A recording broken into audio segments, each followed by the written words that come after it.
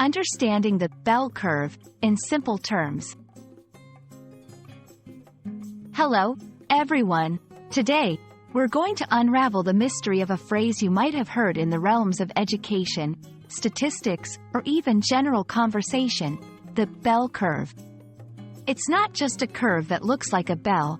There's much more to it. Whether you're learning English or you're curious about statistics, stick around, and let's dive into the significance of this fascinating concept. The term bell curve is actually a nickname. Its formal name is the normal distribution in the world of statistics. But why a bell? Well, if you graph it, the curve takes on the shape of a bell, wide and rounded at the top, tapering off on both sides. Why is it important, you might ask? The bell curve is used to describe how traits or values are distributed across a population. Most values cluster around the mean, or the average, creating the peak of the bell. As you move away from the mean, values become less common, making the sides of the bell curve taper off. Understanding the bell curve involves some key terms. Mean, the average score or value. Median, the middle value when all are sorted in order. Mode, the most frequently occurring value. These are all measures of central tendency that you find prominently in the bell curve. Also, the curve is symmetrical, meaning half of the values fall on one side of the average, and half on the other.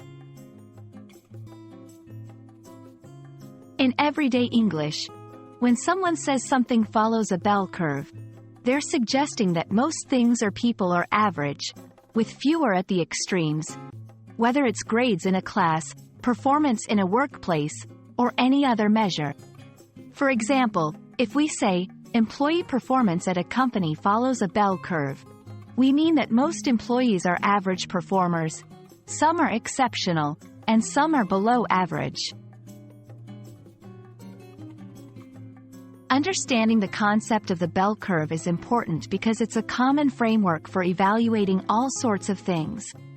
It's used in education, grading on a curve; business, assessing performance; social sciences, analyzing behaviors. Knowing about the bell curve helps in understanding how individual performance or traits stand in relation to an entire population.